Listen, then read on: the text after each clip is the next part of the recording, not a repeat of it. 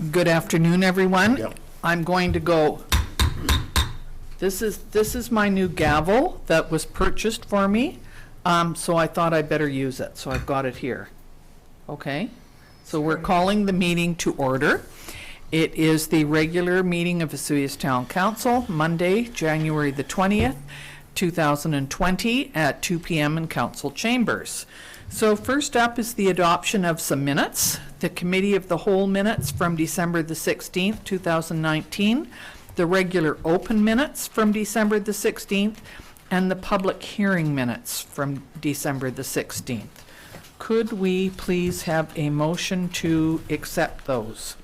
Thank you. Councillor King, Councillor Harvey, all in favor? I'm in favor. Thank you. And business arising from prior minutes.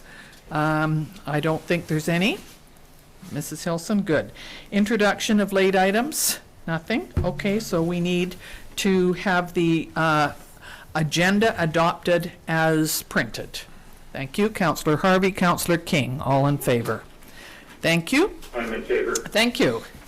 And no delegations. So first up, we have some water matters. Where there? So this would be Water Districts 8 and 9 financial accounts, and to report on expenditures from accounts payable for water councillors and council approval. And as of January the 20th, the water cash requirements are in the amount of $15,976.42. Councillor Moreira, Second. Councillor Appleby seconding that we approve those all in favor. Thank you very much. Councillor Rhodes, you're okay? Good. And now we're going on, there's no correspondence, so we're going on to bylaws. And the first bylaw is Mr. Zackel, the Revenue Anticipation Borrowing Bylaw. Thank you, Mayor McKortoff. So before Council's Revenue Anticipation Borrowing Bylaw 1360-2020, this is for Council to renew their line of credit with the Bank of Montreal. Section 177 of the Community Charter allows municipality by bylaw to establish a bylaw to provide for the borrowing of money in anticipation of revenue. This bylaw authorizes the municipality to borrow up to $1.5 million to meet current expenditures and pay amounts to meet the municipality's taxing obligations. This line of credit is set up with the Bank of Montreal. If this operating line of credit is used, the revenue from the property taxes must be used to repay the money borrowed. In 2019, the town of Vesuvius did not go into their line of credit at all. This bylaw is also required to have access to our corporate MasterCard. So implications for community: allows for the operations to continue until funding comes in for taxation. Organizationally, no impacts. Budget, no impacts. Significant dates: new bylaw to be adopted for 2020. Sustainability, fiscal management. And options before council: option 1, give first 3 readings to Revenue Anticipation Borrowing Bylaw 1360-2020. Option 2, to defer the adoption of this bylaw, and recommendation is option number 1. Thank you very much. Mr. Zackel, question. I think we ask this every year. Have we ever had to use this borrowing bylaw? Not in my time here, no. No, we have not. But it is a requirement of our banking. Totally agree. Yeah. But that says a lot about our fiscal management. Thank you that we've never had to use this. So I need a motion, please. Yeah, perfect. Go ahead with a question. Thank you, Councillor Rhodes. Are you going to second that, Councillor Harvey? And now, yeah, Councillor Mr. King. Shackles, is this something we just have to do every year? That is correct. Thank you. Yeah. Yeah. All right, so it's been moved and seconded that we give first 3 readings to Anticipation Borrowing Bylaw. All in favor? Thank you very much. I'm in favor. Thank you. That's carried. Next is the zoning amendment bylaw. Ms. McKay. And Ms. McKay, would you do the honors, please, of introducing Terry?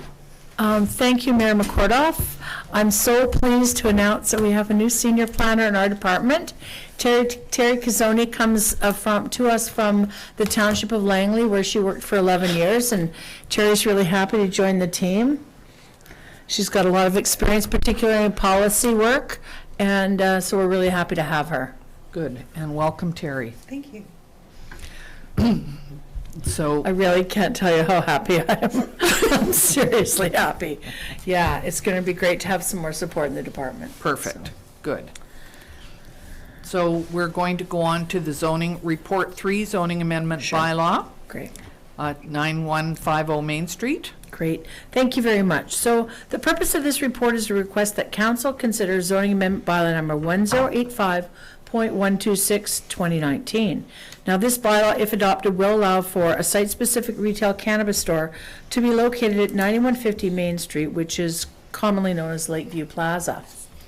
So, council will recall that the Liquor and Cannabis Regulation Branch of the province of BC will not issue a private retail cannabis license without local government approval or support. The provincial licensing process, coupled with our site-specific zoning provision, allows for a one-step process for consideration of cannabis sales in our community. Specifically, the comments received through the rezoning process will be provided to the province for consideration during the provincial licensing process. So you'll recall that the applicant is proposing to open a retail cannabis store in Unit 5 at Lakeview Plaza. And there's quite a bit of information provided by the applicant, and that was in your report from me dated December 2nd. And it was attached to the previous reports and attached to the public hearing report.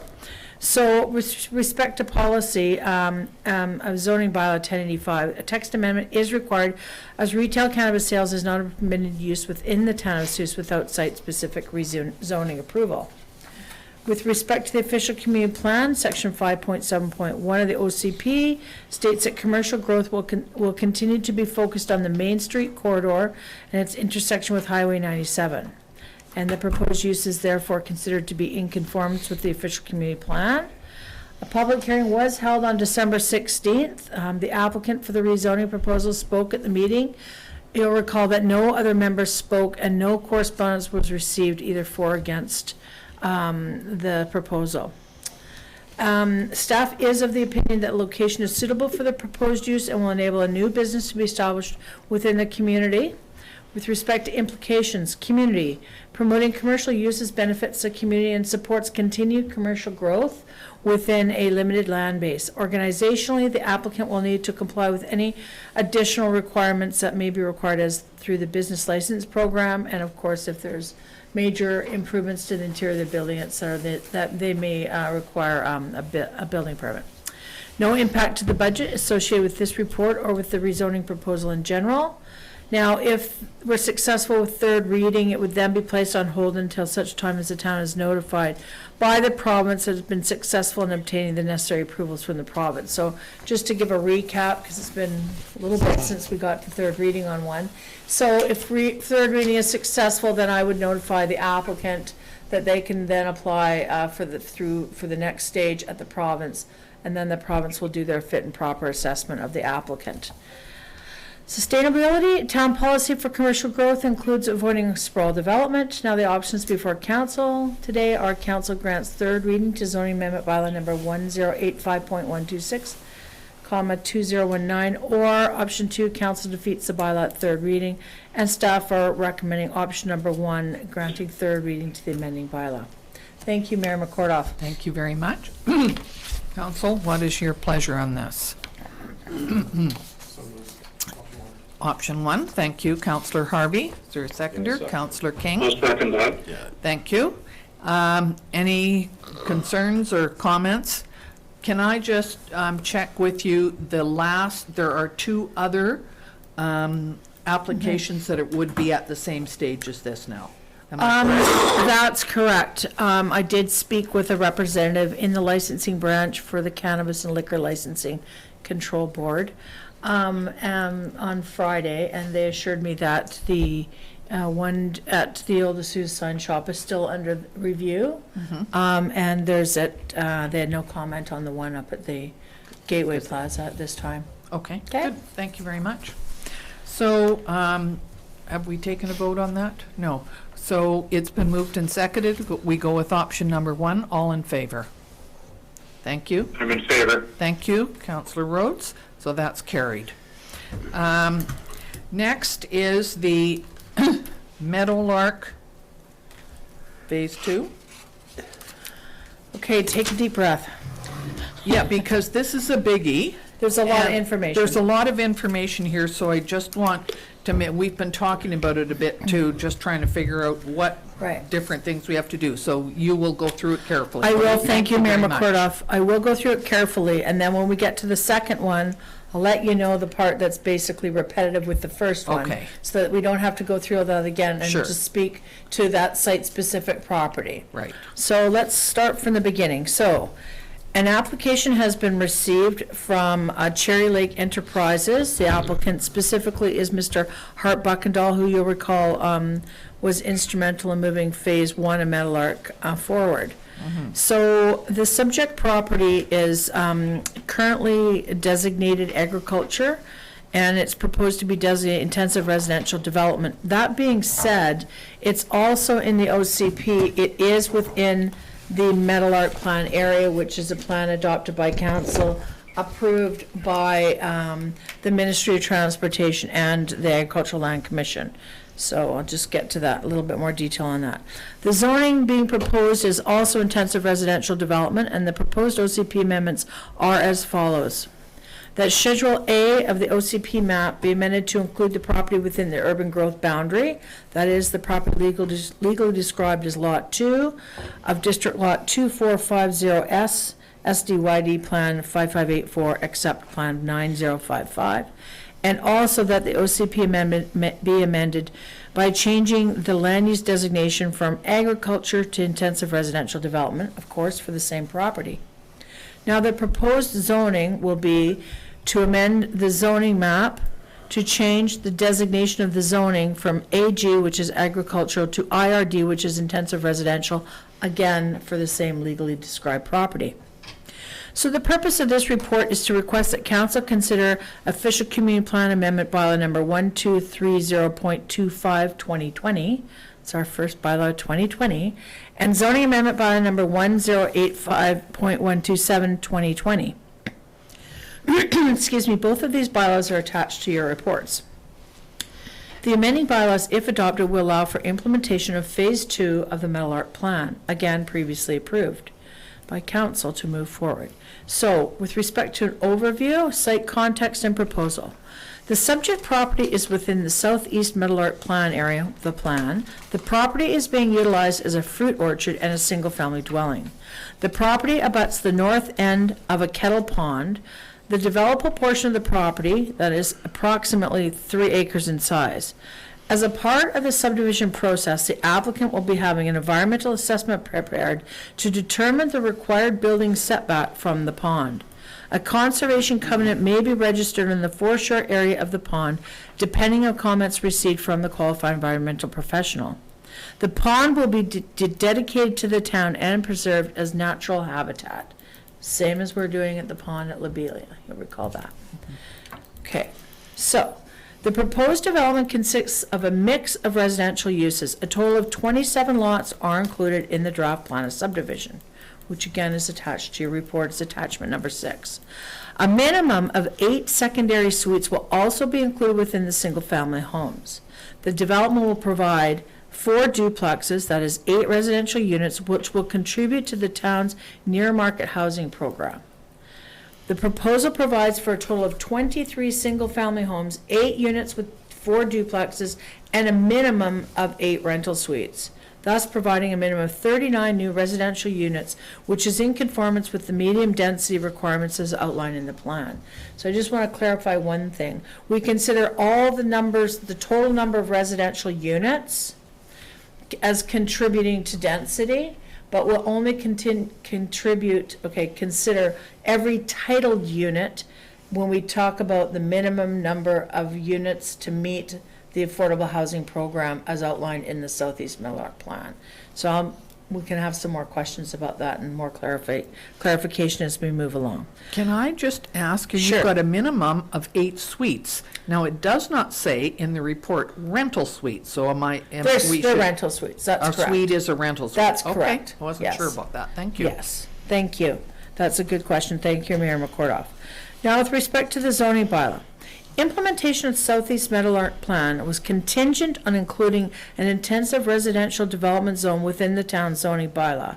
The intensive residential development zone specifically was designed to meet the vision of the plan by allowing for a mix of residential units within the zone. As such, the RD zone, intensive residential, allows for a variety of housing forms. For example, small lot detached, two-family or duplex housing, low-rise apartments, etc. Now, the location of these housing forms within each development is defined in the development permit. So the plan that you have with you right now is one that we've worked on with the applicant, with the Director of Operational Services, and with the town's engineer, to make sure that it can all be serviced correctly. However, there may be some movement within those units around in the subdivision as we further define it through the development permit process.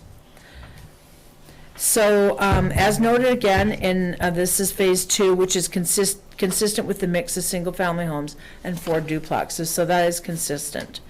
So, now, the official community plan as it relates to this particular proposal. The Southeast Meadowlark plans were identified in the OCP as a potential future growth area which could become available for development with Agricultural Land Commission concurrence. In other words, as long as the Agricultural Land Commission concurred with the proposal, they would allow it to be released. So we'll talk a little bit more about that as well. The Commission recognized the area has already been cut up by scattered development and no longer offers good potentials for agriculture. However, the Commission required a Plan B submitted for their review, which establishes a broad range of suitable land uses, including mixed housing forms and tenures. The road patterns and edge planning guidelines for the west, south, and east and north of the ALR boundaries will also need to be discussed. This plan, that is, was prepared in response to the Commission's needs and to guide future development of the area. That is the Southeast Meadowlark Plan, okay? The Commission endorsed the plan in 2010, and it was used to support the town's successful application for approval in principle from the Commission to release ALR lands over time. Okay, so compliance with the town subdivision and development servicing bylaw is, of course, requirement of subdivision approval. The applicant has met with the town's engineer and the director of operations regarding the site servicing, inclusive of road dedication requirements, water, sewer, and stormwater management. Further details of that and servicing will be addressed through the subdivision approval process. So we'll move on to the agricultural land reserve designation discussion. So in October 2010, the Commission approved the exclusion of 16 hectares of the Southeast Meadowlark area as a staged approach. The Commission was not prepared to exclude the land outright because of concerns that the medium density development identified in the Southeast Meadowlark plan would not occur. Instead, the Commission supported excluding parcels upon confirmation that the proper zoning was in place that reflected the Southeast Meadowlark plan, including 30 units per hectare. The town has been successful in obtaining approval in principle from the Agricultural Land Commission for excluding land over time from the ALR on an as-needed basis, subject to the confirmation that the proposed developments are consistent with area plan policies. A special concern to the Commission are policies for reaching a target of about 30 dwelling units per developable hectare, sufficient inclusion of affordable housing, and incorporating agricultural buffering to protect lands which will stay in the ALR. Excuse me. So the process for phase 2 of the Southeast Meadowlark plan. So this is the process that has been agreed to by the Agricultural Land Commission. My recent correspondence with them, they've agreed to this process, and this is a process that is outlined in the Southeast Meadowlark plan. So, in response to a development application in Southeast Meadowlark, this council will consider giving up to 3 readings for an OCP bylaw amendment to extend the town's urban growth boundary around the subject property, and for OCP and zoning bylaw amendments to allow intensive residential development uses on the property. So then, at 3rd reading of the amending bylaws, council will review preliminary information required for the issuance of the intensive residential development permit and the draft housing agreement. So what that means is if we're successful in going through 1st and 2nd reading, I'll explain a little bit more about what's going to happen up before the public hearing, then the public hearing, And then when I come forward at third reading, I would bring you the draft information, the draft housing agreement, and the draft development permit for council's review and consideration. So following successful third reading, the staff reports and all the relevant information will be referred to the ALC for confirmation of their support to exclude the subject property. So after third reading, they would then the ALC would get all the information, and then they would give us confirmation that they're willing to remove the lands from the Agricultural Land Commission, or Agricultural Land Reserve.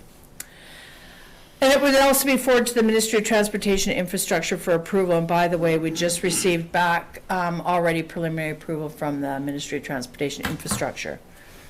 Now, following successful ALC confirmation and an MOT approval for the zoning amendment, Council will then consider adopting the bylaw amendments concurrent with approval of the associated intensive residential development permit, as well as approval for the town to sign the housing agreement with the developer to dedicate 15% of the units to meet the criteria set out in the plan for below market sale or below market rental housing units. Okay, so we look at third reading, we look at the drafts, and then before we do final adoption, we would have to sign those agreements.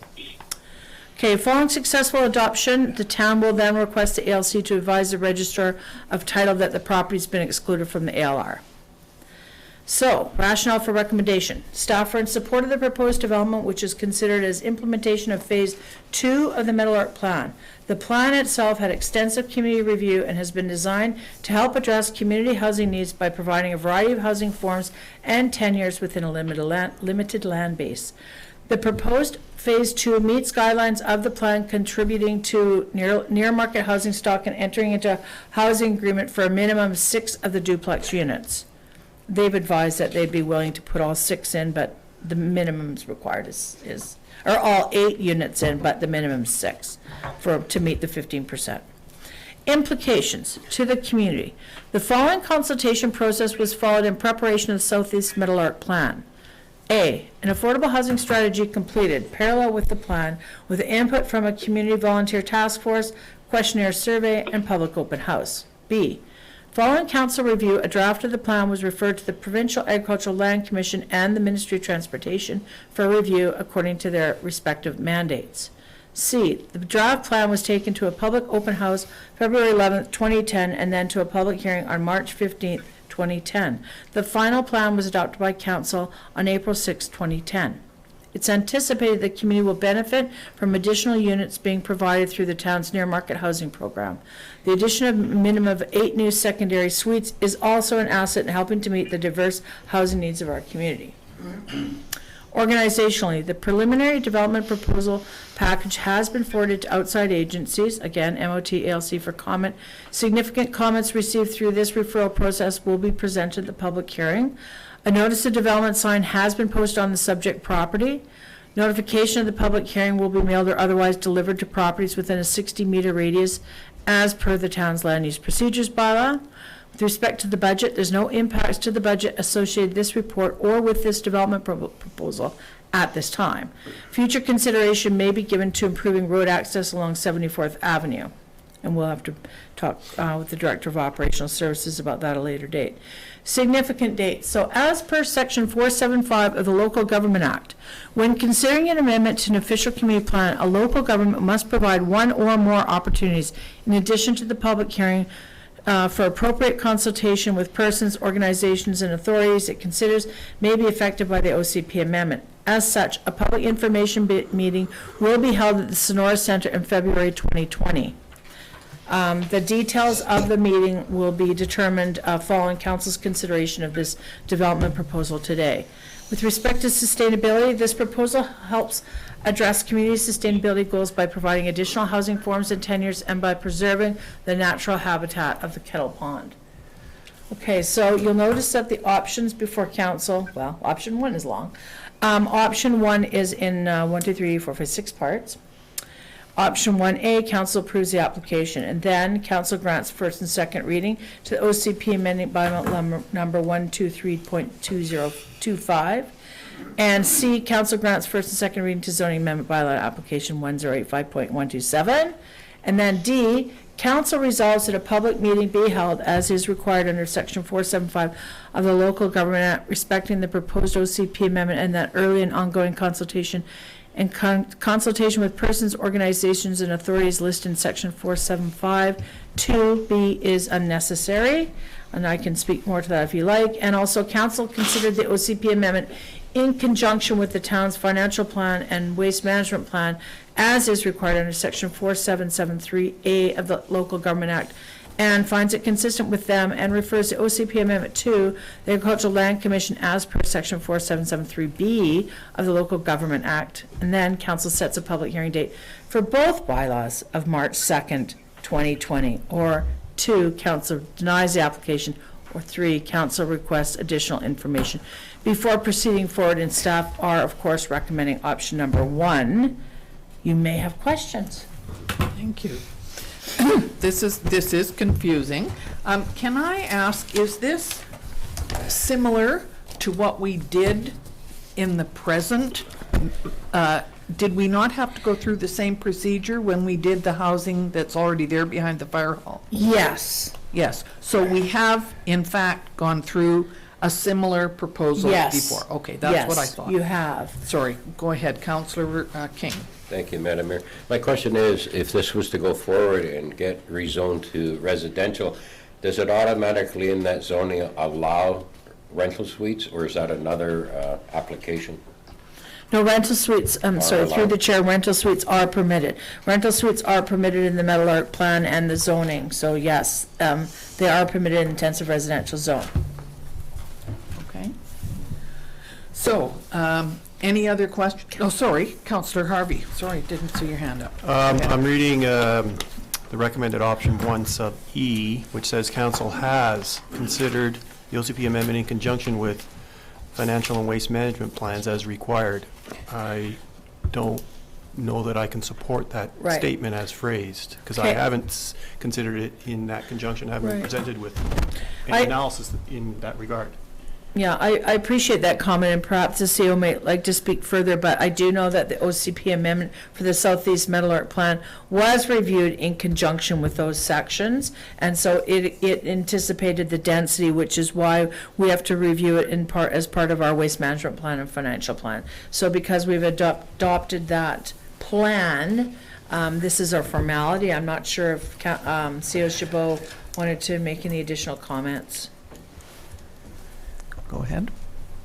Your Worship, this is one of the statutory requirements of the Local Government Act. It's quite often overlooked, as is the requirement to provide an opportunity in addition to the statutorily required public hearing anytime you're going to amend an OCP. And that's why we're going to have the public meeting date to be determined at the Sonora Center. What council requires to consider it in conjunction with the financial plan and a solid waste management plan is going to differ depending upon the member's need for information. In most places, simply saying that they found no conflict or no inconsistency between these items was good enough to satisfy most council members. I know you like to know the myriad details That's of the question. things. Well, it's just the way it's phrased. It says that this council has considered the amendment in conjunction with those two plans, and I don't remember doing that. I don't remember So seeing what- information to allow consideration of. I think what the staff That's all. report says is that it's going to be the developer's obligation to service the subdivision required of this development. And so there's no implications or need for the city's capital budgets or those things contained in its capital plan. Have we considered impacts on operating budgets? Probably not in their entirety, but it's always expected that a residential development of this nature Right. will contribute enough tax revenue to offset your operating costs of your sewer, your water, your roads, your neighborhood parks. Solid waste management plan, I'm unfamiliar with what we have because we're a little bit different. Most communities, it's a regional solid waste management plan, yet here we're operating our own sanitary landfill. So I understand where you're coming from. Is that item perhaps premature then? In my opinion, thank you again through the chair, it is not, because as I say, if this was an official community plan amendment that was outside of a neighborhood planning process, I would say yes, that we would probably have to do more work to have that review and provide a little bit more information to you. But it was considered as part of the consideration of adoption of the Meadowlark plan, the densities that were anticipated in that area and the impact that those would have on future servicing needs and the financial plan. So it was included in that, and it's kind of unfortunate that the Agricultural Land Commission has railroaded us into this process because they wouldn't outright exclude the land. Otherwise, we wouldn't be talking about the OCP amendment at all. It would already be within the urban growth boundary and would already be designated as intensive residential, and we would be only looking at the zoning amendment. I understand all that, and it's not perhaps pedantic, it is pedantic, but what you're telling me is a previous council has considered the OCP amendment in conjunction with the financial plan and the waste management plan.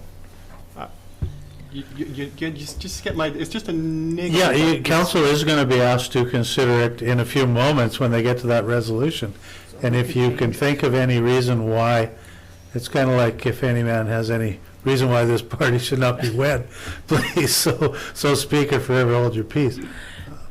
But we could change the wording if you felt that was. It's actually a statutory obligation. I understand the statutory obligation. I know we need to do it. My only point is, I don't have any material upon which to base my consideration as a councillor. And it says here, remove item E, the council has considered the amendment in conjunction with. And I don't have any material upon which to base that consideration. That's the difficulty I'm having with the way it's worded. Thank you, Mayor McKortoff. Yes. Just one word to Mr. Chabot. Yes. Is it possible to say council does not consider this contrary to? Is that? I'd need to look at the statutory wording to be clear, or we'll bugger something up.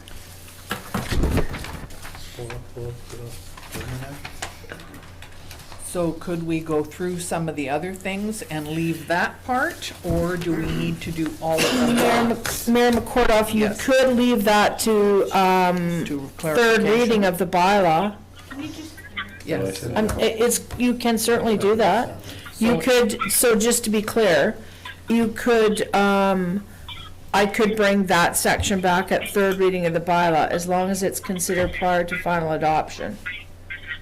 And then I could have a report prepared by our solid waste management coordinator and our director of operations to substantiate this comment. Is you're comfortable with that? Yeah, I'm comfortable with that approach.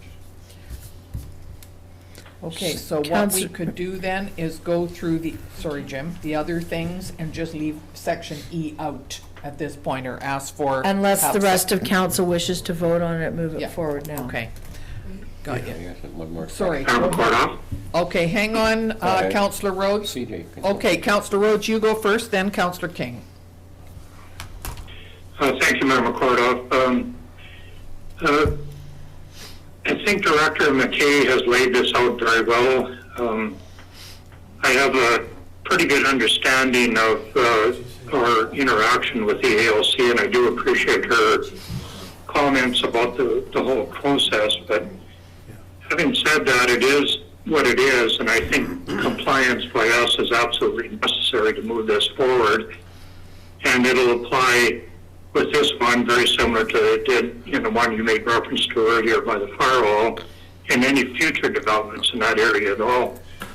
So I'd like to kind of stick my neck out right now and make a motion based on the staff option, the recommended option number 1. I'm not sure whether you want to do A to F or just individually or one, but I'd be prepared to move forward with that and make that resolution at this point. Thank you, Councillor Rhodes. Councillor King? Yeah, one more question. Thank you, Madam Mayor. With the Meadowlark Road, is that our responsibility to widen that in the future as a cost to us, or will he be paying that? Meadowlark Road, as it runs from the north to, North or, and south. so from the intersection at 74th Yeah. down to the extent of the length of the property, yes. we are taking quite a big cut, and they're responsible for those improvements. Okay. And I had another question. I'm looking at the subdivision map, attachment number 6. And yes. I do know that on the last subdivision that we okayed, there was a piece of property set aside for a children's park, which we haven't done yet. Is there a similar, is there something laid in this proposal that would match that? Thank you, Mayor McKortoff. So you'll notice that lot 27, which is on Wren Drive, on attachment 6, Okay. lot Can you see it? 27. Right Got on it the at the corner. end that there. is the park. Oh, alrighty. So what we're doing is we're putting a pathway from the new cul-de-sac road to that park.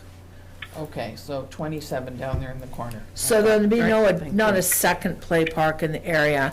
And then for Meadowlark Phase 4, which may be coming to a council chamber near you, there will be another type of passive park and Okay. viewing area included, so Okay. stay tuned. All right, so what we need to do now, according to the options that Mrs. Hilson provided for me, we need to go through, option 1 has A to F, and we need to go through each one of those separately. Am I correct? Okay.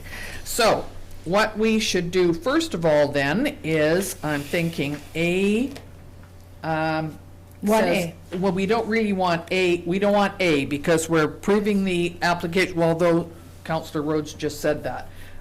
Did he not? Did he say? Yeah, so 1, so.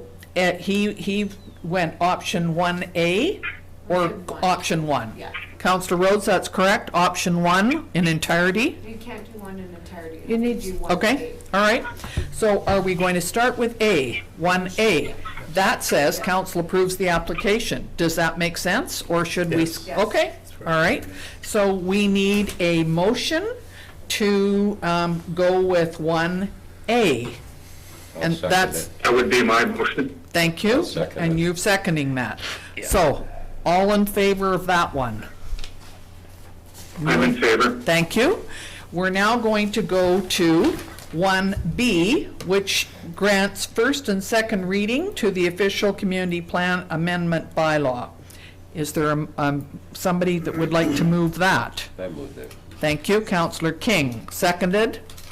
I'll second that. Thank you, Councillor Rhodes. All in favor of B? I'm in favor. Thank you very much. We'll now move to C, as I'm assuming we need to do all these in order. Okay. We grant first and second I'll make that readings motion. to the zoning amendment. That's Councillor Rhodes, Councillor King. All in favor of C? I'm in favor. Thank you.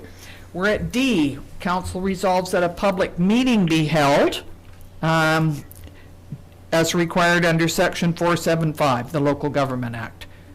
Somebody going to move that one? Yeah, go ahead. Thank you, Councillor King. Councillor Harvey is seconding that, so all in favor of D? Thank I'm you. in favor. Thank you. Now we're down to E, and we can, I think we'll take a vote on this first. Is there somebody who would like to move statement option 1E, or the other way? Can I have some discussion on it first? Yes? Is there a way to kind of massage the wording? Because, I mean, if you want to get technical about, Counselor here beside me is right. There has been no information. I'm absolutely positive the staff is doing the right job. So is there just a way to tweak the wording a little bit, then it'd get passed a lot easier? Would it make sense to omit this one for now and leave it, or what do you Your think? worship, you Yes. can't omit this one and proceed to public hearing. The Local Government Act is specific. It says the That's right. council will after first reading. Right. Doesn't say before second or anything, but it does say after first reading, it'll do these things in this order. And one of Okay. them is consider an OCP amendment with respect to its financial plan and its solid waste management plan. And that needs to happen necessarily before a public hearing. It doesn't define what that consideration looks like. And in all my years, I can't recall ever having a debate about this, and even in communities as large as Prince George, when you're reading an OCP amendment, they simply went along with, well, there's no glaring inconsistency or cause for concerns here, that this indicates a change in direction in the community so great in magnitude that it impacts future capital plans, community building, the shape of the community, capital and operating cost obligations. As Director McKay said, there's quite a rigorous process, neighborhood planning process, a decade ago that indicated to the community that these lands were for urban development and for, subsequent to that, intensive residential development. And so it's a necessary step. It stands in the way of moving forward to a public hearing, considering third reading and adoption. Okay, so thank you for that interpretation. Is there someone who would like to move that we go with option 1E? Yeah, I'll move it. Thank you, Councillor King. I'll second that. Thank you, Councillor Rhodes. We'll take a vote on this. All in favor? I'm in favor. Thank you. And Councillor Harvey is opposed to that part. Okay. And we will now go on to F, that a public hearing, that's a public hearing date. So we have a public meeting is D and a public hearing is F. Okay, so that's two separate things. Okay. I'll talk to So them in a the minute. public hearing date would be, for both bylaws, would be March the 2nd, 2020, which is, a couple of different meetings from now, at 4 p.m. in council chambers. Is there somebody who is going I'll to? make that motion. Thank you. Seconder, Councillor King. All in favor? Thank you. I'm in favor. Thank you very much. Well, that was tricky, so thank you for that. Are you going to come with another one now? and I'm get us coming more with another thoroughly one. Confused? And so, just so you can understand why I'm coming with another one, I think it was fairly clear if you look at the forward plan, because the two are working together. And so, so what I'm going to do with this one is I'm not going to go through and belabor the whole thing. I'm just going to say that the applicant for this is Dexter Harabi, who's a planner with WSP Consulting Services, and the owner of the subject property is Jasvinder and Kamjit Ajla. And the property is legally described as Lot 3, District Lot 2450S, SDYD Plan 8673, currently designated agriculture, proposed intensive residential development under the OCP designation. Current zoning, the same, agriculture, proposed zoning, intensive residential development.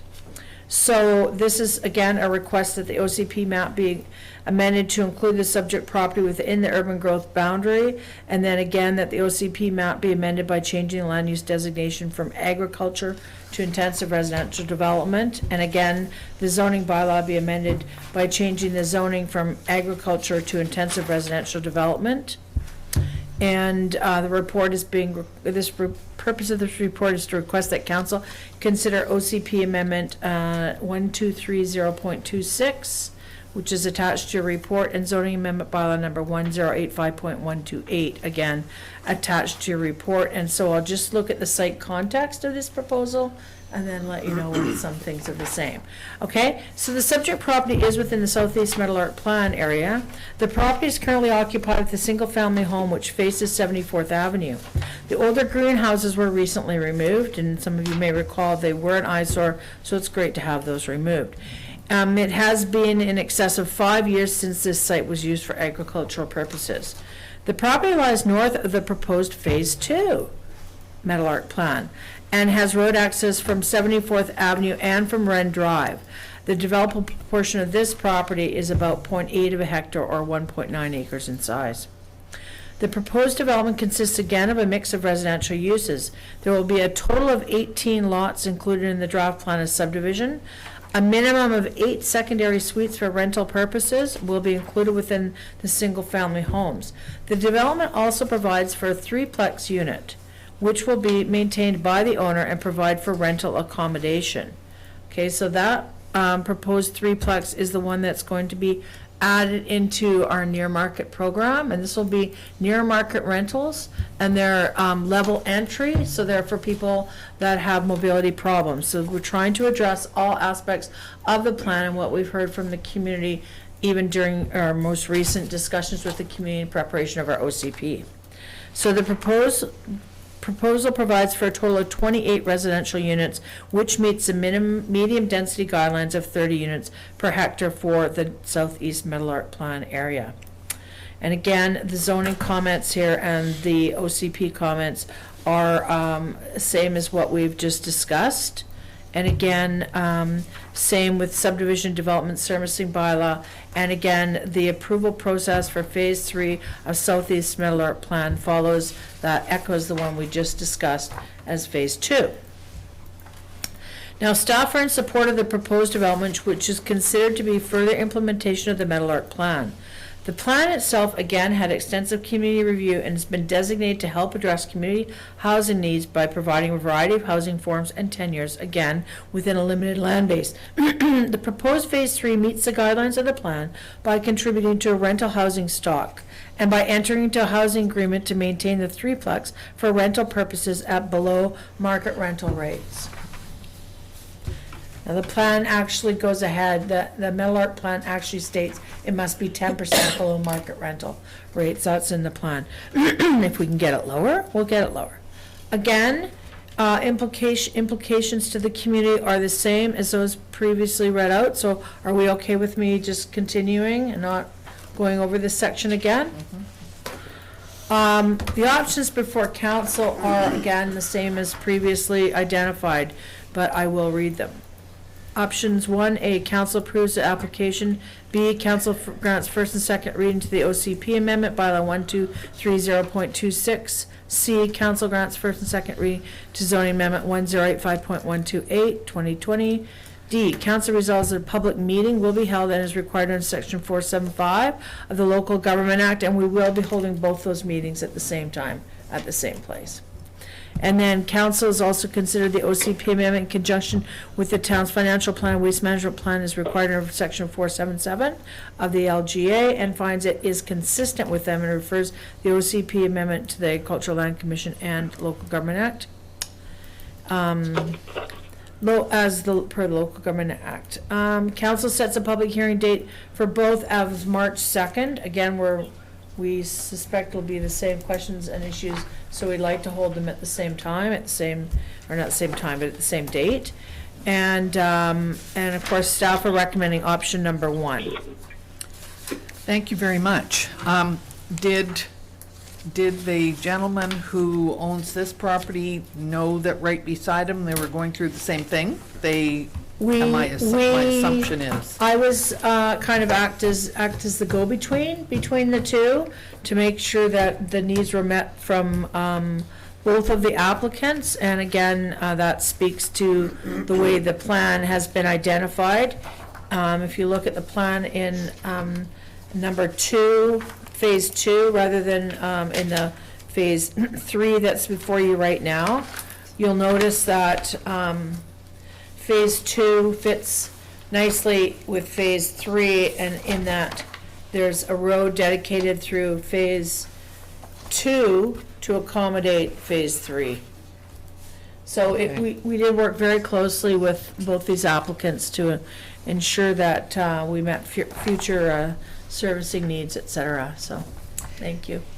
And we have enough water and sewer and all Yes. that to deal with Yes, we all of do. these increases? Okay. That was part of the Meadowlark plan process. Thank you.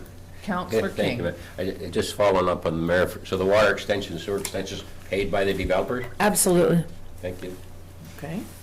So the recommendation is option 1. So my assumption is we need to go through these options again, exactly the same way we did the last one. So is there someone? Yes, Councillor Rhodes. Go ahead. I'd like to make a motion based on the staff recommended option in 1A. In 1A. Is that what he said? Yep. Thank you very much. All right, so we will deal with that one first. So we need to, is there a seconder for that? Councillor King. So we'll ask for a vote. All in favor of option 1A? Okay, that I'm in was, favor. thank you very much. That was carried. We'll go to 1B, first and second readings for the OCP amendment. Is there a mover for that one? So moved. Thank you, Councillor King, Councillor Harvey. All in favor of that one? Councillor I'm in Rhodes? favor. Thank you. How about option 1C, which is first and second readings to the zoning amendment bylaw? Councillor Rhodes? I'll make that motion, yes. Thank you. Councillor King? I'm just going to Taking a call. vote You can't. Oh, he's got a cough candy, that's why. All right, so moved and seconded. Councillor King did that with his coughing. All in favor? Thank you. I'm in favor. Thank you. We're now on to D, that we resolve that a public meeting be held in conjunction with the past option that we were talking about. Somebody want to move that one? Public hearing. Okay, thank you. Councillor Harvey. Seconder, Councillor I'll King. second that. Okay, you can do the next one. All in favor? Thank you. That's I'm carried. in favor. Section E, you making that motion, Councillor Rhodes? 1E? Yes, I will, Mayor McKortoff. Thank you very much. Is there a seconder for 1E? Councillor King? All in favor? Thank you. Opposed? I'm in favor. Opposed. Okay, thank you. We've got that. Thank you. 1F, the public hearing date on March the 2nd. A motion, please? Thank you. Councillor Harvey, Councillor make that King. motion. Thank you. All in favor? I'm in favor. Good. Thank you. That was carried. Yes. Quick question, what time is that public hearing? Is it not, it won't be 4 o'clock? 'Cause 4:15. We were told that we were allowed to say both of them are at 4 o'clock. They're gonna be the same agenda then? Okay. Yeah. Ken, so they're both at 4 o'clock? Okay, Yeah, They can be they'll done yeah, together? They'll be on the same agenda, sounds. Okay. one after Thank the you. other. Thank you very much. That was a lot of work. I bet you're happy to have help with that now. I am. Here you go, Terry. No, and I appreciate your patience in working through this, and it's really exciting for the community, particularly new rental suites coming on board. Yes. A new near market housing, a new near market housing agreement, and then, of course, the ground level entry rental suites is really great, so thank you. Okay, thank you very much. It sounds like Mr. Buckendall is going to be busy. Is he Yes. doing all of them? No, this on holidays other right now. phase, oh, he needs a holiday. The other phase, that one we just talked about, that's done by someone else, presumably. phase Okay, 3, correct. another builder, okay. Thank you very much. We will now go on to the Fire Protection and Life-Saving Amendment Bylaw. We do not have a report on this because we've gone through this before and we're just considering it for adoption. Okay, is there someone who would like to move that we adopt this bylaw? Councillor King, I'll make that motion. thank you very much. Councillor Rhodes is seconding that. All in favor? Thank you very much. I'm We've in gone favor. through this quite a few times. It was a matter of taking off structural fire suppression off of the description of service. Next is Mr. Chabot, the indemnity bylaw number 1359. Your worship, this next item is simply housekeeping, updating a bylaw that is 32 years old, reflects best practice. Right on. The majority of local governments in BC have adopted an indemnification bylaw, including the town of Osoyoos, that indemnifies named individuals for actions taken within the scope of authority or within the course of employment or office, provided that the individual is acting honestly and in good faith. In actions concerning criminal or administrative matters, indemnification is dependent upon the individual on reasonable grounds believing their conduct was legal. If either of these criteria is not satisfied, an obligation to indemnify the individual does not result from the adoption of the bylaw. Town of Osoyoos' current indemnification bylaw was adopted in 1988 and is in need of updating to reflect best practice, changes in environmental law, and to indemnify former council members, employees, or officers of the town for matters arising due to the proper exercise of powers or the performance of duties and functions for and on behalf of the town. Adoption of the bylaw does not give rise to any new financial impacts, as it would be expected that a municipal official named in an action or prosecution in connection with the exercise or intended exercise of their powers, duties, or functions would seek a resolution of council to provide indemnity. The adoption of the bylaw eliminates any uncertainty in that regard and properly indemnifies municipal officials, both present and past, provided they are acting honestly and in good faith. The recommendations are that town give first 3 readings to indemnification bylaw number 1359, or that council abandon this amendment bylaw or replacement bylaw and leave the current one in place. Thank you very much. It was interesting that when the last bylaw was done, it was signed by Mike Rady, who was the mayor at the time, and he now lives in Penticton, was in to see me just before Christmas, so that just seemed an appropriate time. Okay, Councillor King? Yeah, thank you, Madam Mayor. I have a question under 2, whatever in the middle, municipal official means. This covers a current or former member of council. So how long does that statute last, like forever? For most civil claims, the statute of limitations is limited to 2 years. I think the statute of limitations for environmental laws, some of it can be basically forever. So we just... As long as you don't commit a federal offense. I just wondered if someone like who wrote the old bylaw is still covered by this new bylaw. It doesn't go back 20 or 30 years, just 2 years? Just getting clarity on that sentence. That's It would become effective as of the date of its adoption and be subject to whatever the applicable statute of limitations was with respect to an act that gave rise to a claim against the municipality. Every claim has different years. 2 years. 2 is the general. It used to be 6, it got shortened to 2. 2 is the generally applicable That makes sense. But then the polluter pay provisions, they will run forever with the land. Oh, okay. Okay. Thank you. Did I miss it, Councillor King? Did you move the adoption of this? No, you asked a question. Yeah, I'll move it. You moved adoption of option 1? Sure. Is there a seconder? Thank you, Councillor Harvey. Any other questions? All in favor? Thank you. Councillor I'm in Rhodes? favor. Thank you very much. And next is the UBCM Indigenous grant application. Ms. Van Vienen. Thank you. At the December 2nd, 2019 council meeting, staff brought forward a report regarding the UBCM Community Emergency Preparedness Fund grant funding up to $25,000 for Indigenous cultural safety and cultural humility training. The intent of this funding stream is to support eligible applicants to provide emergency management personnel with cultural safety and humility training in order to more effectively partner with and provide assistance to Indigenous communities during times of emergency.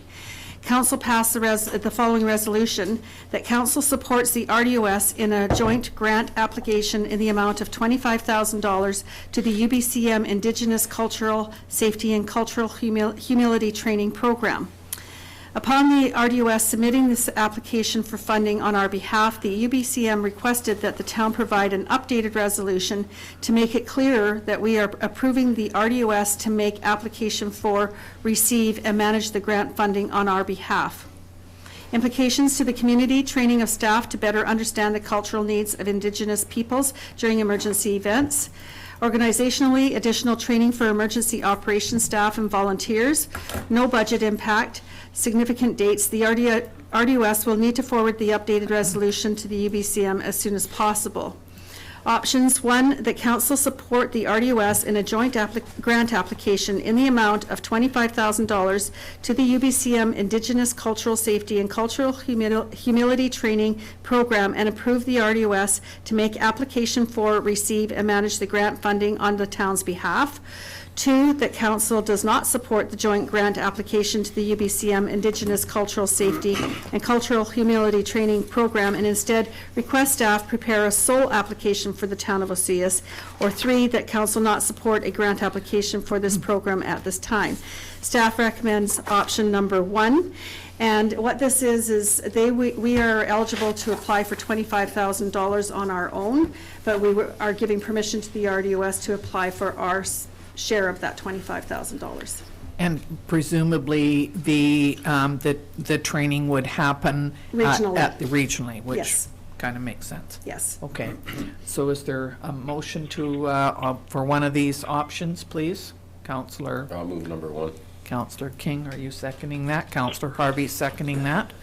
All in favor of option 1? Thank you. Councillor Rhodes, thank you very much. All right.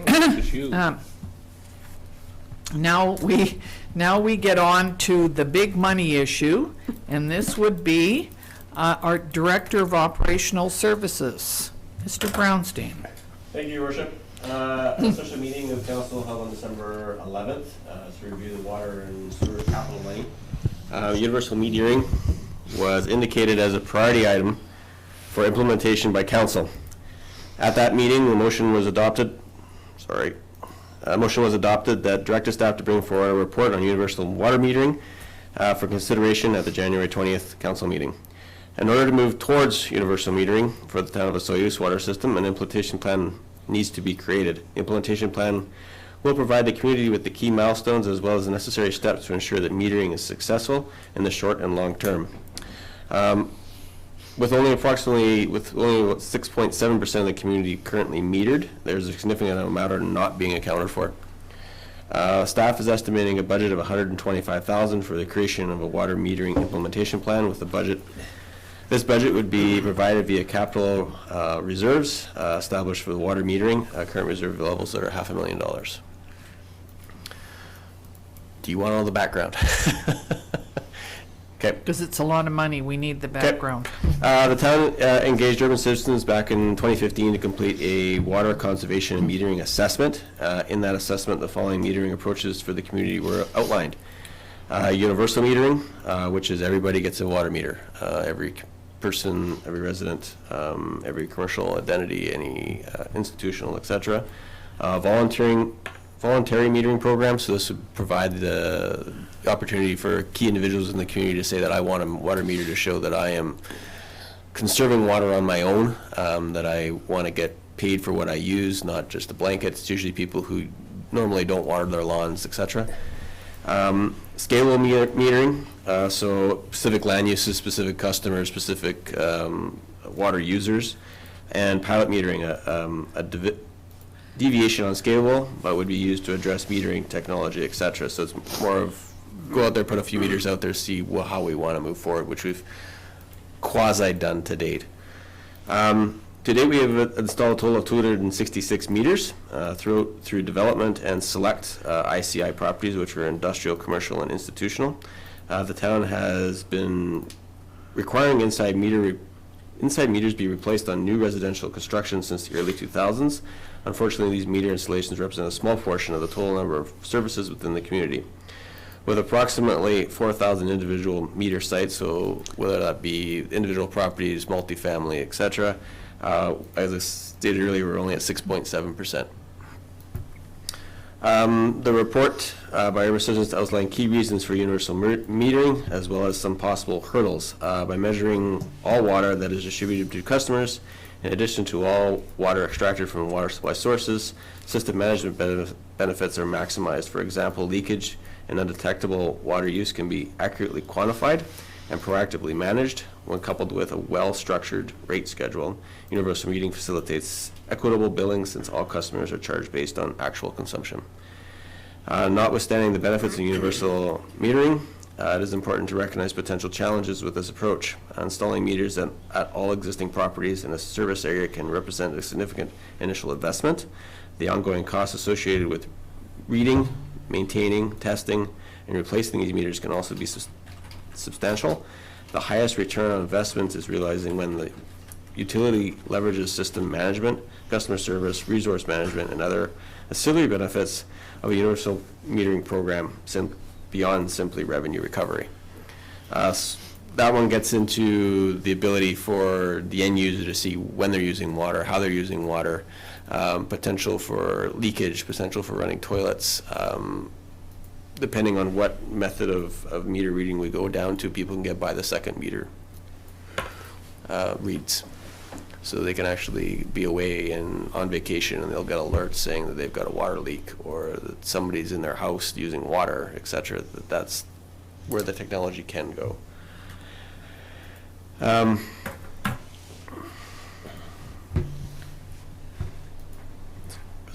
Some of the other auxiliary benefits of the universal metering program would be the ability to initiate water conservation with greater fairness and equality for both water and wastewater users. So as soon as you start to meter your water system, you end up metering your wastewater system in relation. So most municipalities take a percentage of the water consumed and turn it into your wastewater system, because most of it gets either used via shower, flushed down the toilet, or used for non-consumable purposes. Purple pipes, is that what it is? Is it purple or? Nope, no, Oh. just regular wastewater pipes. So that'd be your sewer system. Okay. In order to move forward with the universal metering, an implementation plan needs to be created to outline the steps the town would take, as well as the financial requirements and methods needed to deploy meters throughout the community. The implementation plan would address concerns like inside versus outside meters. So if we go strictly inside meters, there are some challenges in regards to getting access to people's homes. Some people have gyprocked over top of where their water services come in. You'd have to do plumbing rejigs, everything else. Older infrastructure within homes, sometimes you go to turn off their main shut off, it doesn't work, then you're going back to the curb stop doesn't work, so then you're digging up it just cascades. 1 meter, 1 property approach, or multi-meters on multiple family developments or mixed use sites. 1 meter, 1 property is, instead of going in and doing individual stratas, each unit gets their own water meter. We put it at the property line and we basically meter the entire property, so that then individually, if they want to put meters in, they can. However, from a municipality point of perspective, we charge via that 1 meter. Okay. Clean, simple. Type of meters and reading technology. So we currently have a mobile, which is an AMR system, but going to a fixed network, which is an AMI system. There's some advantages and disadvantages to both of those. With an AMI system, that's where you come to that per second billing, that per second readers. We can see backflows, we can see leakage, we can bill by the month, by the week, by the day if you want to. It gives you more flexibility in what you can do. With the mobile system, you're driving the meter route.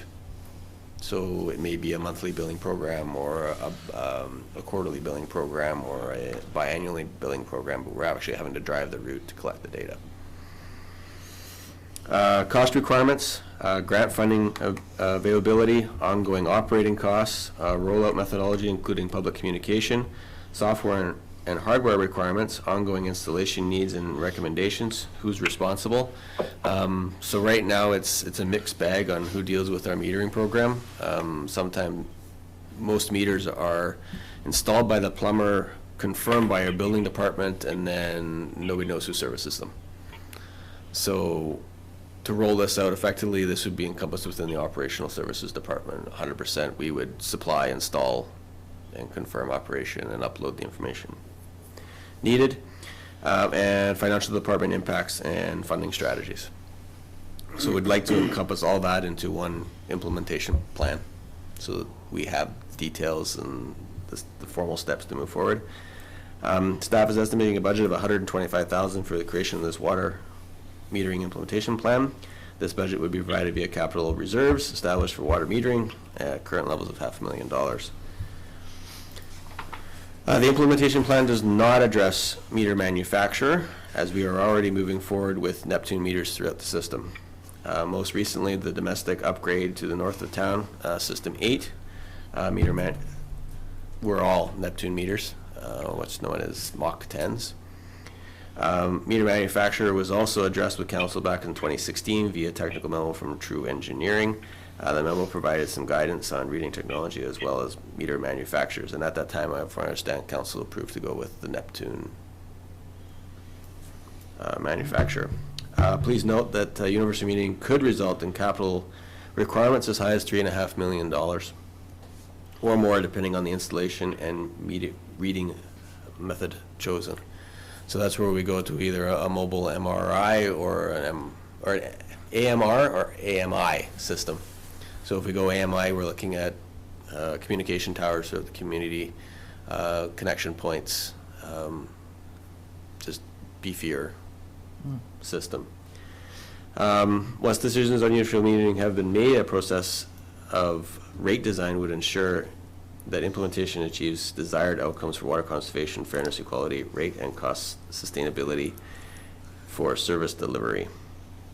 Implications, community, no impacts until implementation occurs. Organization review of implementation plan, working with consultant to create plan, budget, reserve funding available, and no impact to operating budget for the creation of the plan. Significant dates, request for proposal will be first quarter 2020, award of implementation plan will be second quarter 2020, and completion of implementation plan will be estimated for fourth quarter 2020.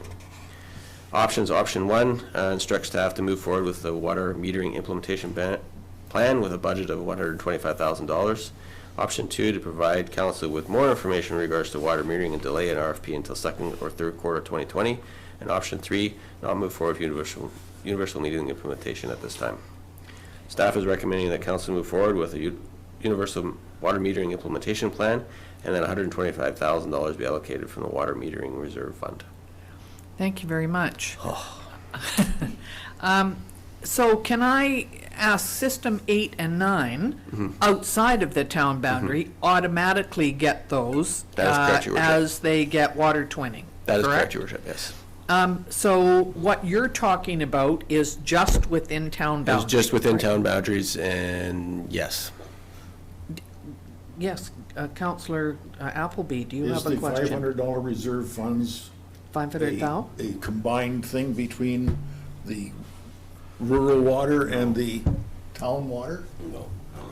This is their 500,000? I'm assuming it's not ours. I want to, well, So could it we could find, be, it yeah. could be that at the end of the year, if there's a surplus left in operating from maintaining the district water for the year, it might have been sloughed over and put into this No, it didn't. reserve fund, but that's my question. Yeah, I don't believe so, and I believe it was several years ago, Councillor Rhodes may remember, that we decided to put money into this fund on a yearly basis. Am I correct? Councillor Rhodes, do you remember? Yes, McKortoff, you are correct.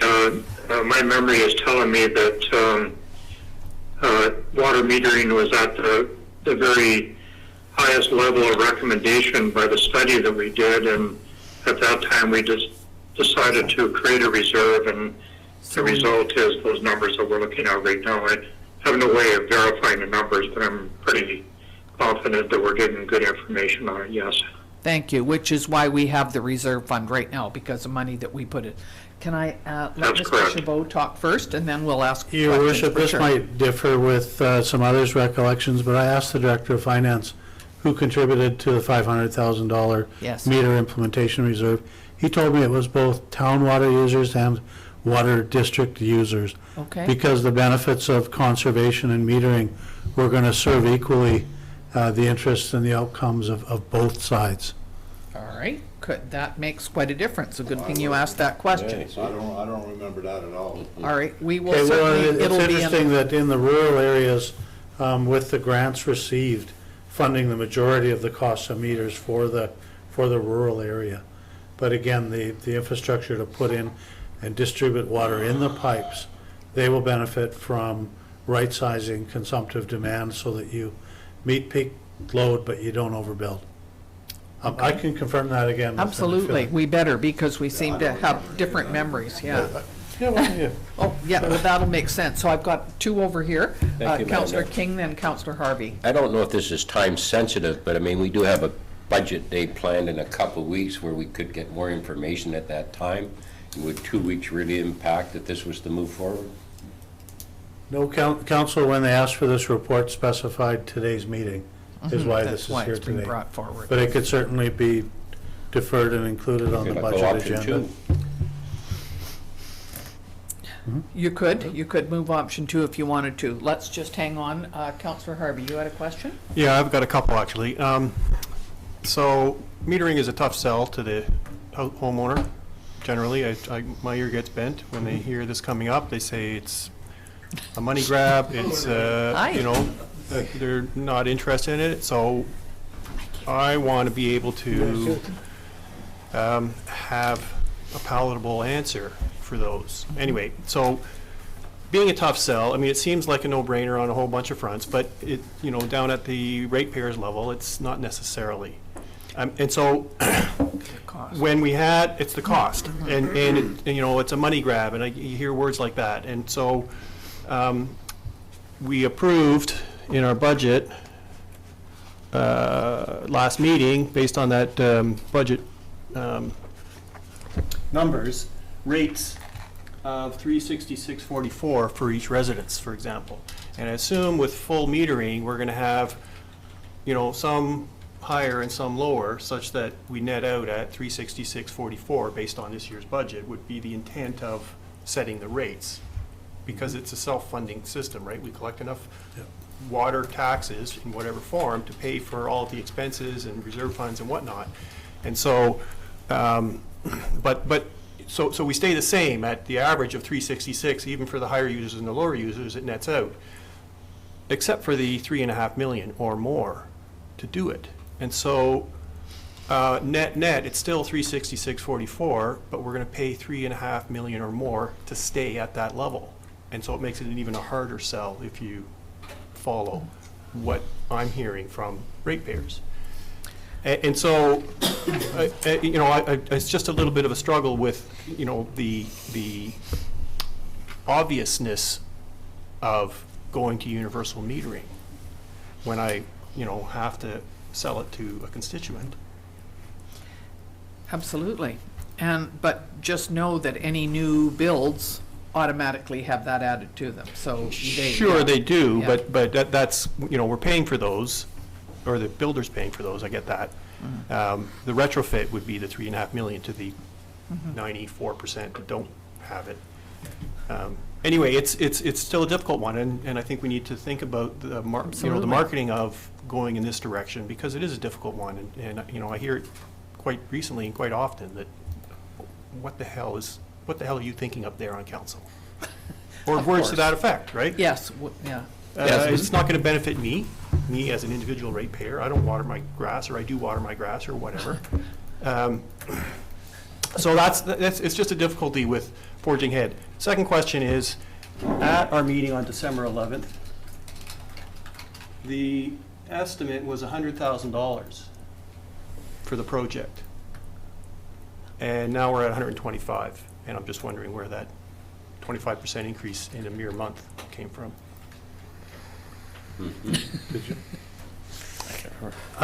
Your worship, all good comments and questions, and certainly things that I've heard before as well in other communities. A big part of the implementation plan is going to be looking at grant funding opportunities. We probably wouldn't proceed at a cost of $3.5 million if we didn't get significant grants to offset the cost on that. The other part is a, I guess, a rate design process, because you're going to have a large component is going to be your fixed costs that are going to stay the same, irrespective of whether you flow water through those pipes. And then a consumptive charge, and probably you want to consider tiers and levels so that more people stay the same than experience any change if their behaviors stay the same. So probably the report evolved a little bit with a little more deep thought about what it might properly entail. We realize that it's a difficult sell. People say, well, this, and they believe the water's free. Yeah, nature gives us the water.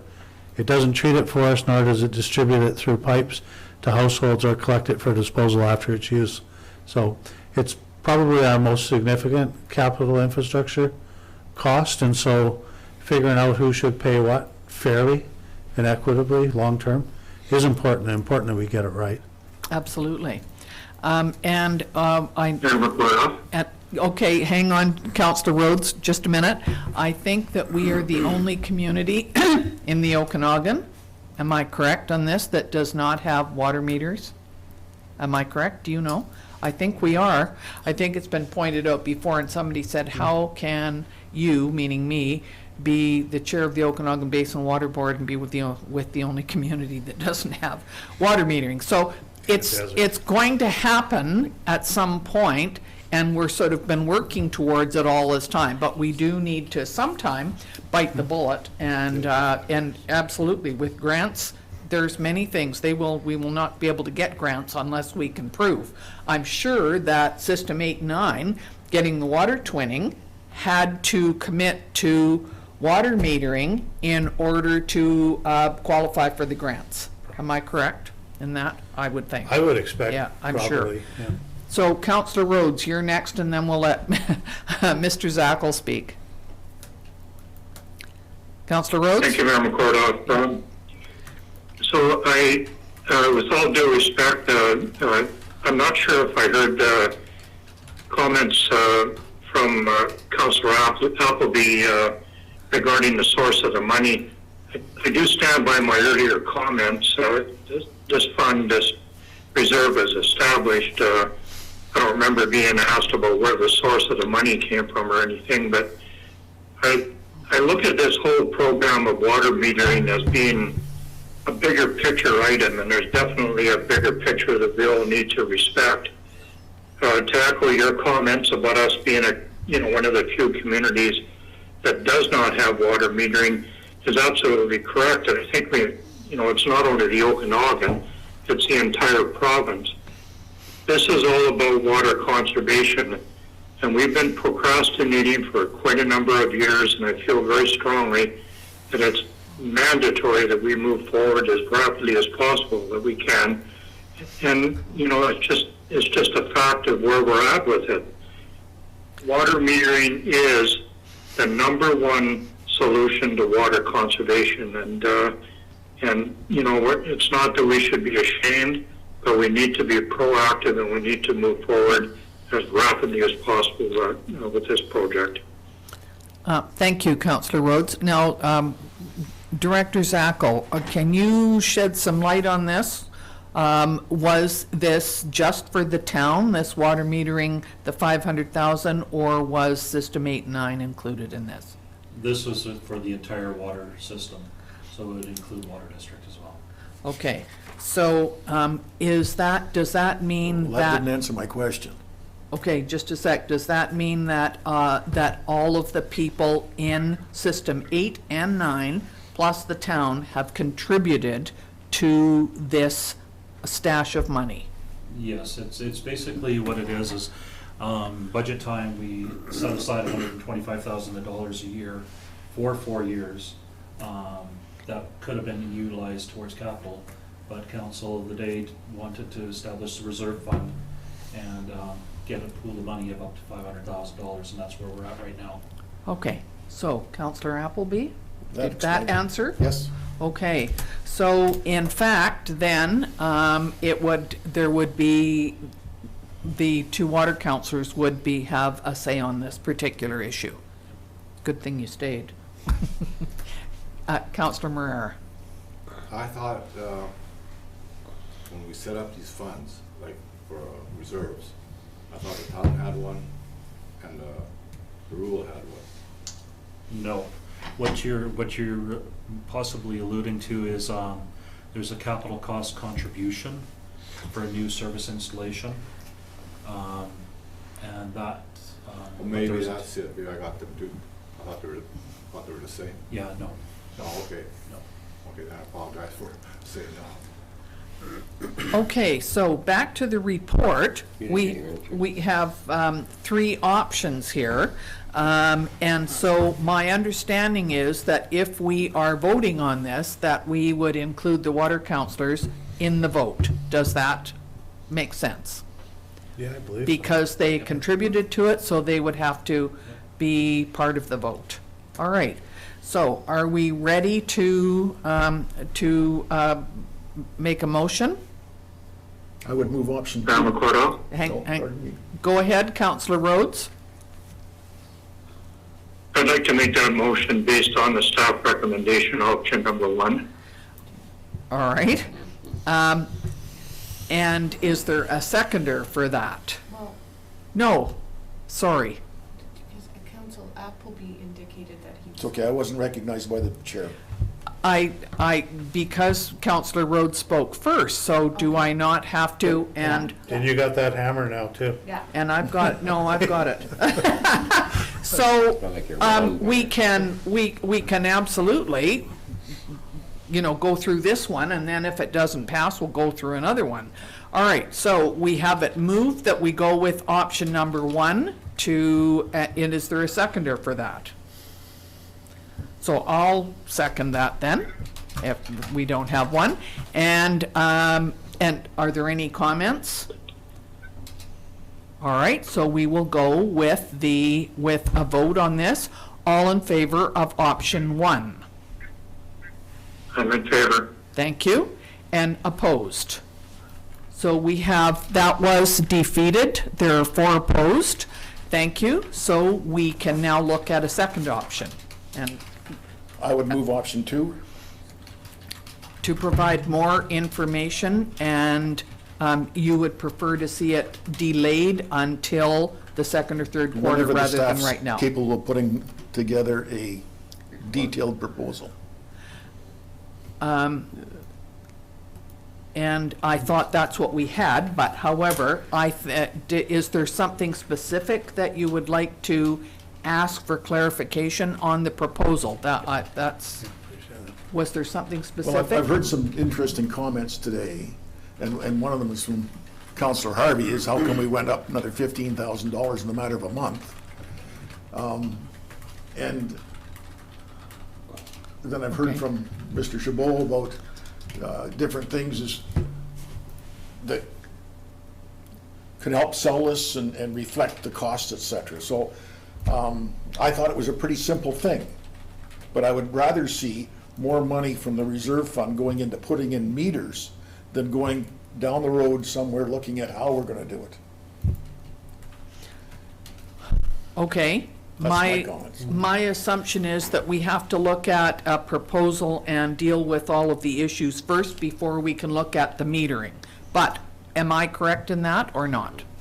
That there's several things that we have to deal with first Yeah, as Your part Worship, of the, with the anticipated magnitude of the capital cost, we think a proper implementation plan to guide the expenditure and the implementation is important. 125 sounds like an awful lot of money, but it's, less than 5% of the capital cost of meters? Yeah. Probably a good idea to come up with a pretty comprehensive plan before we start rolling out the expenditure of the magnitude that meters would entail. so your assumption is, I'm assuming that somebody else has done it before, so we don't have to reinvent the wheel. that's a possibility. So in other words, I can see that if option 2 means that you would delay until the second or third quarter in case there are any other things that need to be dealt with before we go to an RFP. Does that? Well, and maybe we can get more information on grant opportunities. I know Mr. Bronstein and I have a phone conversation with a representative of Municipal Affairs and Housing tomorrow about the town's opportunity to apply for Building Canada infrastructure grants for water system improvements, because we're led to believe that we've had our opportunities and we funded improvements to rural water districts that maybe negatively impact our chances of success. We want to clarify that. Okay, all right. So I just also want to make note, Your Worship, that delaying this until, third, fourth quarter this year will push this back until 2021 before Yeah. anything is implemented. Just want to make that clear. Okay. Got it. There isn't a specific date on pushing this back. Is that appropriate, or do we need a date added to this? Is there a seconder to the motion? I'm not sure. So it was moved. Is there No, a there seconder wasn't. for this? Councillor King has seconded that. Okay, Councillor King, would you like to speak to this? Yeah, thank you, Madam Mayor. I don't know if this would leave time, but I really mention again, we do have a budget day in 2 weeks, and maybe, I don't know if that gives staff enough time to come back with a bit of information, and there's an opportunity we could make that decision in 2 weeks. 9 days. It's 9 days, the whatever it next is, week, but I mean, yeah. that seems Yeah. realistic from my point of view, but I don't know if that gives staff enough time. I haven't looked at the package that Mr. Zackel's managed to put together yet. So I can't forward it yet. Don't know how it I'm not goes. asking for it now, I just want to know Yeah. if maybe it could be put on the agenda to look at at budget time. These other gentlemen will be here, and would 2 weeks really make much difference? I'm not saying second quarter or third quarter, that could come off I mean, we could amend the resolution, but. Well, Your Worship, I'm just wondering what else more does council want in order to make themselves feel more comfortable moving with this? I'm not sure. Well, it was mentioned about grant opportunities by the CAO. Perhaps grant opportunities could, if, at least if you were on the phone tomorrow with some government representatives, it might be worth having that brought back next week at our meeting, and maybe we could make a decision then. We're just not making one today. So, Your Worship, are you looking for grant opportunities to do implementation or grant opportunities to subsidize the cost of the actual development of a plan? I think to my mind, we've already put aside the money for that, and we Okay. have the money, and to me, that was what it was to be used for, to look at the plan. So that was the idea of the implementation plan, Your Worship, was to give us, Get all that information. get all that information and play into one document so that, we all have something to move forward with and guide us in the appropriate term. And to answer Councillor Harvey's question about financing, again, the original intent did not look at communication requirements, to do public engagement requirements and that kind of stuff. And with that coming into play, that's where that added expense has come from, as I looked at oh yeah, this is going to be a big trigger item, and I want some money towards that to make sure that it's implemented properly. Could we then perhaps change this to delay this until after the budget meeting on the 29th? Would that be acceptable?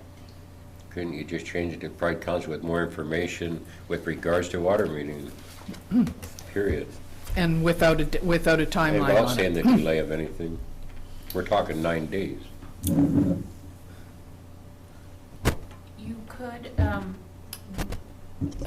but the seconder and the person that Friendly made the amendment. motion would have to be okay with that. All right, so I would have to let the mover and the seconder come up with. All right, mover and seconder, would you like to come up with Is that- Friendly amendment. Is that a Friendly friendly amendment. amendment, or are we going to defeat it and make a new one? No, it's just a date thing, isn't it? Pardon? It's just a timing thing. No, I realize that, but there's a motion on the floor. If we go with it, it could get delayed 6 months. We're not looking necessarily to delay it 6 months. We're looking for a little bit more information in 9 days. So I'm just recommending, the question is, can we make a friendly Yes. amendment? Yes, you can. You can. Okay. Well, I move a friendly amendment that we give the staff 30 days, Okay. or Are roughly you okay 30 with days. the friendly- No, that's fine. Does that make sense, 30 Yeah. days? No, Are that's you- fine. You want within I don't 30 think- days? Within 30 days, is that Well, okay? If yeah, it's whatever done you You want earlier to than just leave that? the time off, so it would just be. Council directs staff to provide, that council directs staff to provide more information with regards to water metering. That's it, period. Okay. If that's acceptable to the mover and the seconder? Good with me? All right, so we'll call the question. All in favor? Okay. Opposed? All right, I'm opposed.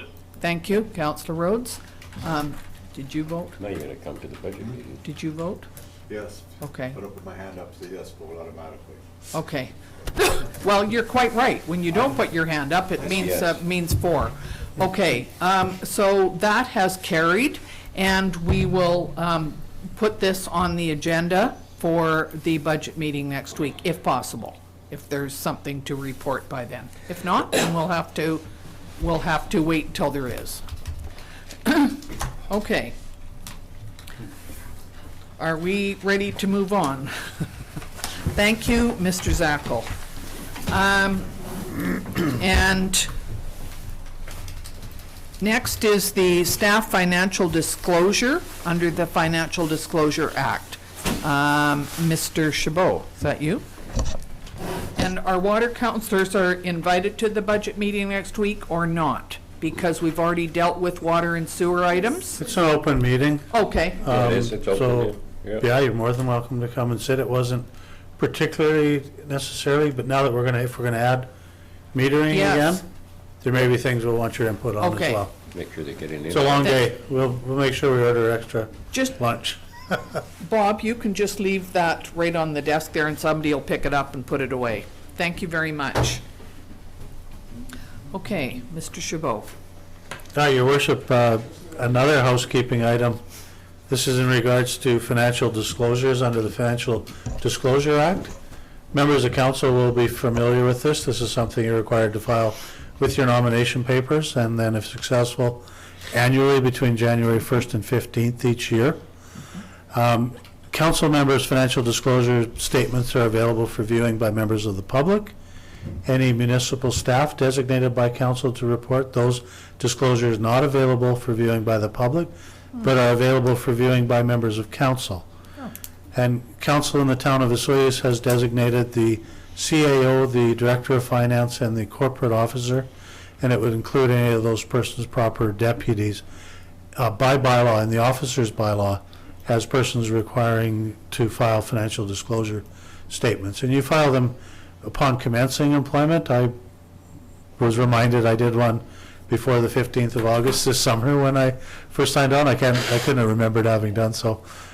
She hasn't. Yep. But then again, every year in January 1st. And my recommendation is, and there's no obligation to designate employees by bylaw, is that council extend the requirement to file financial disclosures to all the senior management exempt staff. That would be any directors and their lawful deputies. And the reason is it's intended to guard against conflicts of interest, both pecuniary and otherwise. And so in my report, I've set out some of the criteria that I considered in determining positions which would be required to report. Don't recommend that it go to all staff, that it go to the senior management staff who have advanced knowledge of municipal plans, of capital plans, of land use matters, who operate in an environment with less oversight and a greater ability to influence the outcomes and directions of the community, that a person, if they were doing things improperly, could go about to better their own lot through that. And so what would happen is once those employees have filed, the disclosures would simply be brought to a closed meeting of council, where council would be free to review them. I don't know that it would be fruitful to photocopy them and include them on an agenda for everyone, but they'd be available in the office of the corporate officer for review at any time, or formally once a year we'd get a resolution, council indicating that they had received them. Okay. So because the time for filing this year has passed, probably if council were to make a designation today, we would give the form to all those that hadn't already reported and ask them to do one for this current year. Oh, okay. And rather than go through it all, just if there are any questions, I'll be happy to try to answer them. No, sounds fine with me. Is there anybody that has any questions about this? Okay, so you're recommending option 1. So designate all senior management employees as municipal employees pursuant to the Financial Disclosure Act. So is there anybody who'd like to move that? Thank I'll you. make that motion. Thank you. Councillor Harvey, Councillor Rhodes, all in favor. Thank you very much. I'm in favor. That's carried. Thank you. And getting all mixed up here. So next is the council report, general net payroll and Sun Bowl Arena financial accounts. And this would be the net payroll for all three to January the 20th. That's today.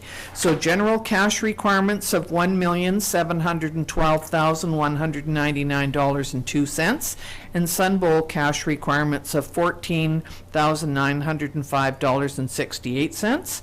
and those would be by consensus.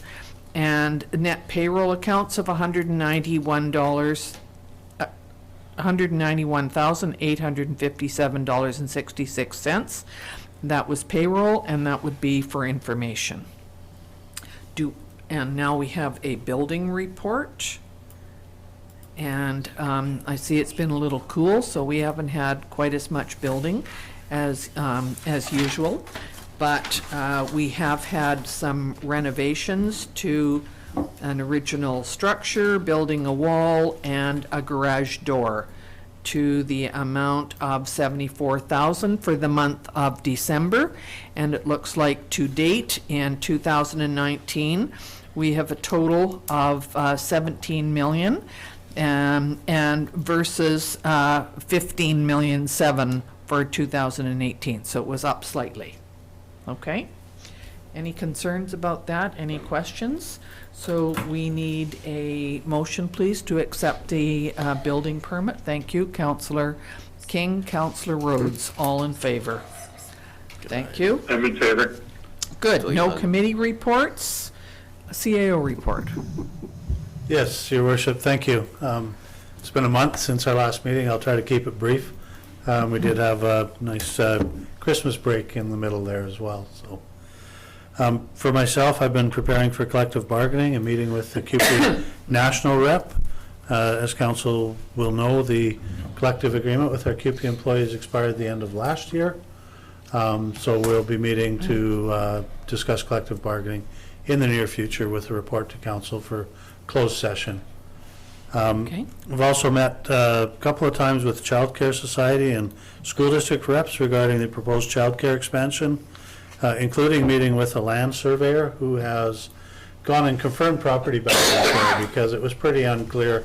Old plans in land titles office going back to the 1920s, so 100 years ago, and things sometimes get placed where they might not otherwise have been. So we're working through those items. Also met with the Soyuz Museum reps in regards to their move to their new location, and they're vacating the current location.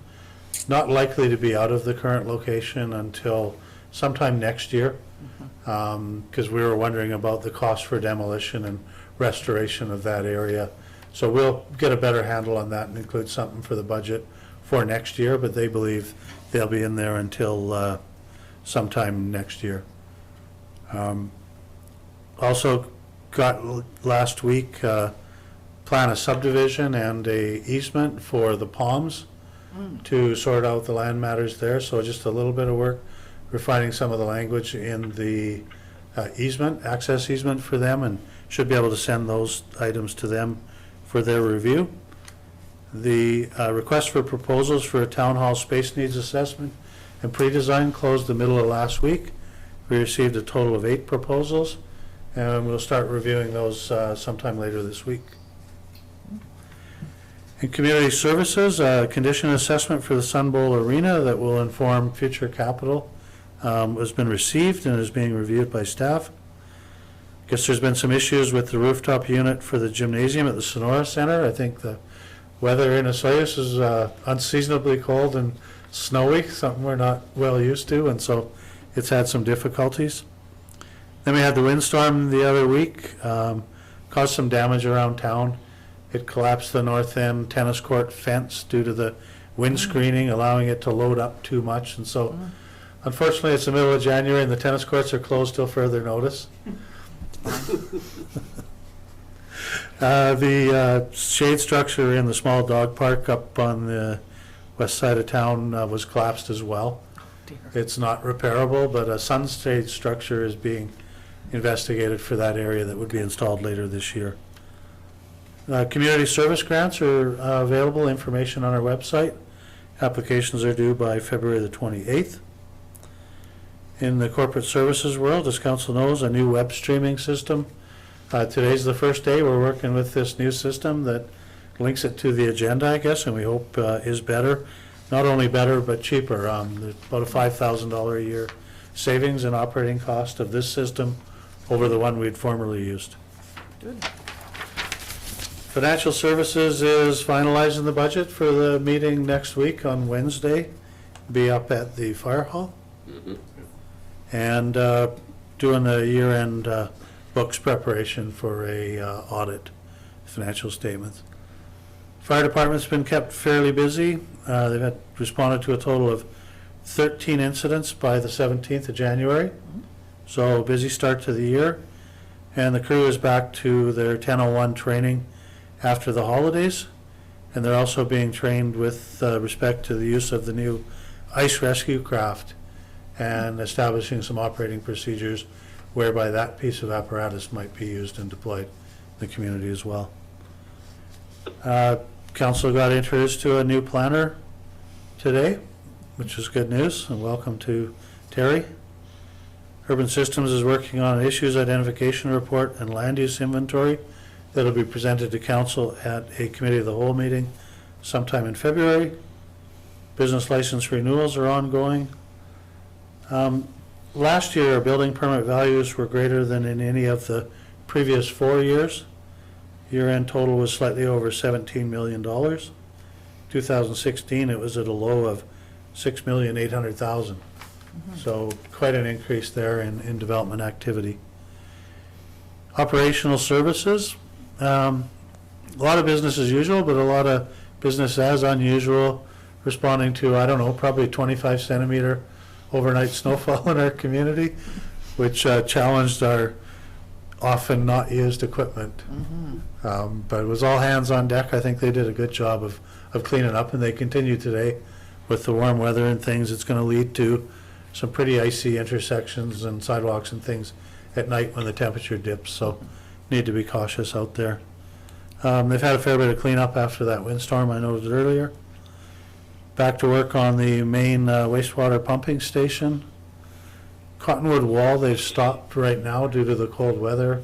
Probably the ice piling up on the beach a little bit there too. They should be back on that project soon. And new street sweeper will be ordered, and happy to report that it came in at less than the budgeted amount. Quite a bit less. Street sweeper or the one for the sand? No, the beach cleaner's in. Beach cleaner's in. It came in on budget too. Good. Yeah. And it's going to get deckled out so that everybody knows who it belongs to. Good. Okay, well, so thank you very much for your report. I mean, it sounds like I know that you worked over Christmas as well. No, I had a break, actually. Oh, good, oh, good. So we need a motion, please, to accept the CAO report. Councillor King, Councillor Harvey, all in favor. Thank you. I'm in favor. Good, thank you. And now we'll go on to councillor reports. I'm not sure we want to hear yours, Councillor Rhodes, but you're first. No, I'm okay. We know you're okay. Just a couple of things, Mayor McKortoff. Happy New Year to everyone that's listening. I know it's it's the 20th of January already, but we haven't met, and I did not have an opportunity to do that. I hope everybody's New Year is filled with good times, good health, and lots of prosperity. Just to echo one of the comments from the CAO, big shout out to everybody that's been involved in snow removal in our community. I know there was a lot of negative stuff on some of the social media sites, but some people will complain about anything. But I think all in all, the comments have been very positive, and I just wanted to pass that on to everybody that's been involved in it. Good job, way to go, and thank you very much. So that'd be my report. Good. Thank you very much, Councillor Rhodes. Councillor King. One comment about water metering. Not one, eh? Okay, we heard you before. Councillor King. Thank you, Madam Mayor. All I really want to do is thank the Operations Department for a great job they did with the lights they put up at Christmas. I had a lot of people say they look better this year than other years, so kudos to the Operations Department. Didn't hear what I said. He did, he heard Christmas lights and snow. Thank you. Thank you very much. Councillor Bennett is not with us today because he's in Mexico and is not able to phone in from outside the Canada or the United States. So we hope he's having a good time. Councillor Harvey. Yeah, I have one item to report. Last week I was in Kelowna for strategic planning meeting for the library board. It's an ongoing process. The issue of funding model did come up quite a bit, and so it's going to be, part of the process. Whether it changes or not, we'll see.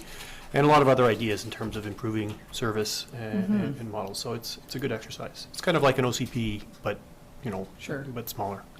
So I'm glad that that Mr. Nettleton came today to give us a report, because that's important to do every once in a while. Okay, thank you.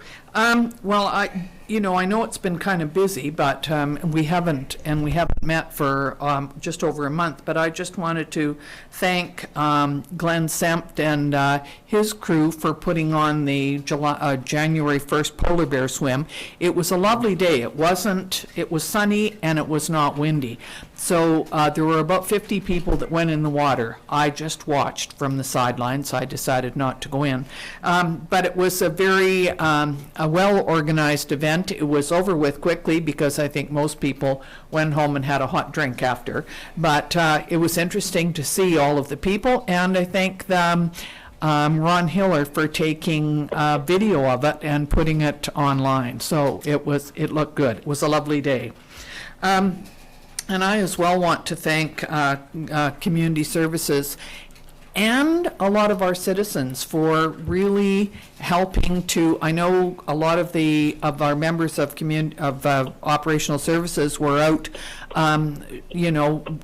came early to work and were out plowing roads and taking little bobcats up and down the sidewalks to help people. And I know, because I've read on the things online and on social media, that there were many citizens in town who got out, and there was a whole bunch of them down on one street. There was about 6 of them. They got out with their shovels and they shoveled everybody's driveway, especially the people who couldn't do it. And I thought, well, what a nice way to help your friends and your neighbors. So I just want to make sure that everybody's careful on the roads, because there are big piles of snow. Sometimes it's a little hard to see around the corners.